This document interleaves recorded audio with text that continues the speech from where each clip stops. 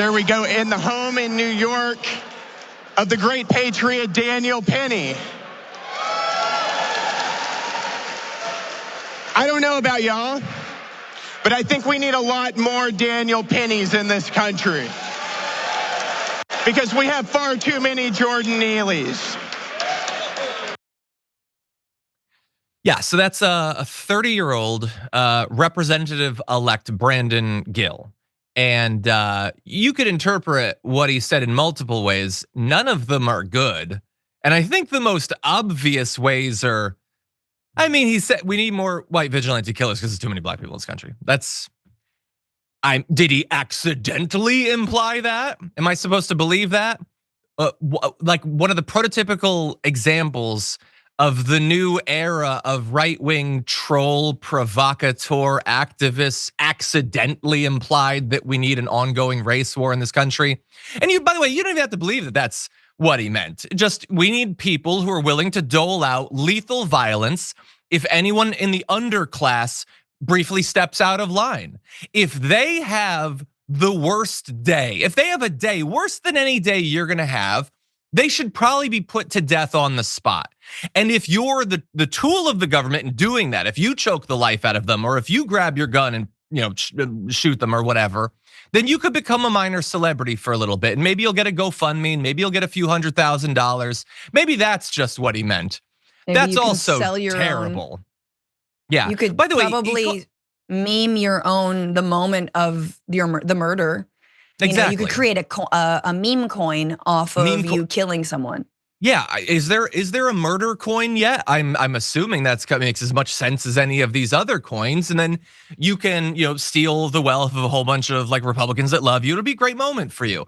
And so this guy, what is he going to be, like the presidential candidate for the right in 12 years or something? Like he didn't accidentally do any of this. This is by design. He understands what the current state of the Republican Party is, which is not just what we are experiencing is not a reminder that we never solved America's centuries-old problem with race or anything. It's a reminder that in many ways, it's worse than it has ever been.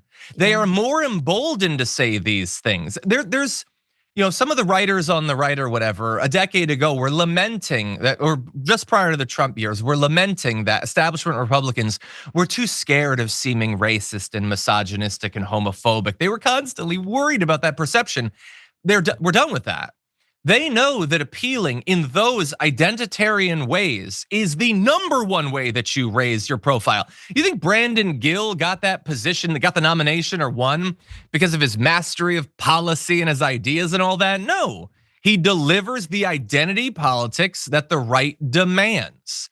And that is why I feel that things are worse than, maybe not that they've ever been, but certainly worse than they've been for a good long while.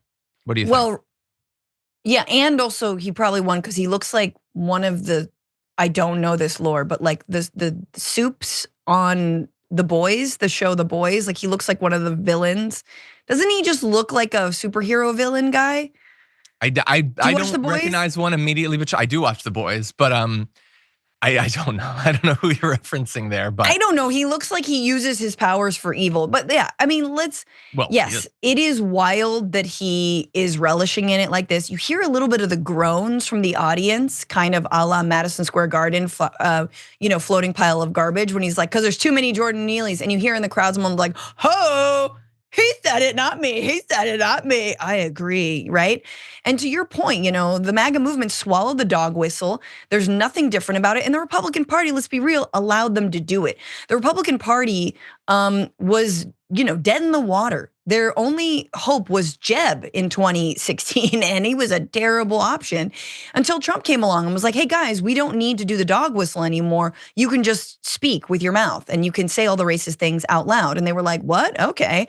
And truly it was like, data-wise, that was the difference that put Donald Trump over the line in the Republican primary and also won him the election. It was the ability to say, the racist little id part of many Republicans and many Americans that you're not allowed to say, the blaming of migrants. Now, this is not to say that every Trump supporter is a racist, but there's a little part of them that's like, well, if some brown people gotta go, that's okay for me. Like you don't have to be there are very few avowed racists, no disrespect to y'all who are watching and stalking.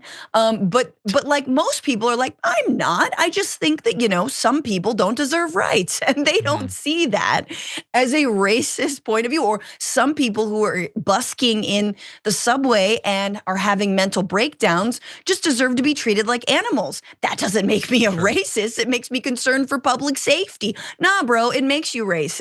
Like, it makes you bigoted. It makes you anti-poor. It makes you all kinds of things.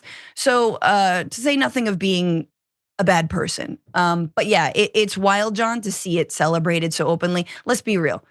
If Derek Chauvin had gotten off, forget it. Oh my God. A massive hero. 100%. The guy who's responsible for this outpouring, this movement, gets off like a big FU in the face of this mass mobilization, they would have loved it. But the fact that he got convicted, it's like, oh, okay, I guess we gotta hold it under wraps and pretend like we care about the law. Yeah, and I will say what I've been saying the whole time. I'm consistent. I don't want people to be killed because other people disagree with them politically. I will simply say, as a person who's been very clear about that, I think there is a reason you have seen some of the reactions to Luigi Mangione, and I think this plays into it. People see the constant willingness of the right to laud people who kill according to the accepted hierarchy, because the right is nothing if not hierarchical. Yes. And that's why when I talk about the identity politics and stuff, it's not just a racist comment you make. It is the centering of all hierarchies, but race is one of the most important ones to the right. That is what the politics is.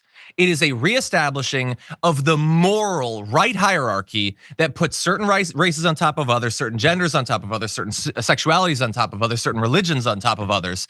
It is the centering of that. That is all it is. Trump's a whirlwind of nonsensical statements about policy, and he could easily be bought on any one of them at any given time.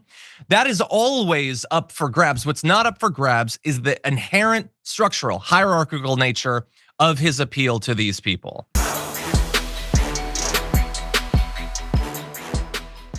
Thanks for watching our video. Did you know that you can support our show by becoming a subscriber? Just click the subscribe button and also ring the bell so that you get notifications when we're live or when we post new content.